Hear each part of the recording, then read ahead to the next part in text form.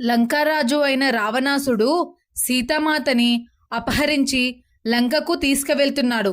ఇది చూసిన బ్రహ్మదేవుడు రావణాసుల వినాశనం మొదలైందని ఆనందపడతాడు.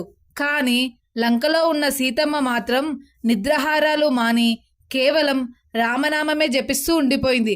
ఇలా ఉంటే సీతమ్మకు మృత్యువు కలుగుతుందని భయపడ్డ బ్రహ్మదేవుడు ఇంద్రుని పిలిచి సీతామాతకు దివ్య పాయసం ఇవ్వాలని చెప్తాడు. ఇంద్రుడు నిద్రదేవతని వెంట పెట్టుకొని లంకకు వెళ్ళి సీతామాతకు పాయసం ఇస్తాడు. అది చూసిన సీతామాత ఇతను రావణాసుడు మాయారూపం అని తెలుస్తుంది.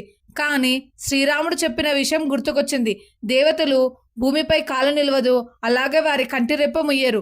ఇంద్రుడు కూడా అదే లక్షణాలతో ఉండడంతో సీతమ్మ తనను నమ్మి పాయసం తీసుకుంటుంది. ముందుగా పాయసాన్ని శ్రీరామునికి అర్పించి తరువాత తను తీసుకుంటుంది.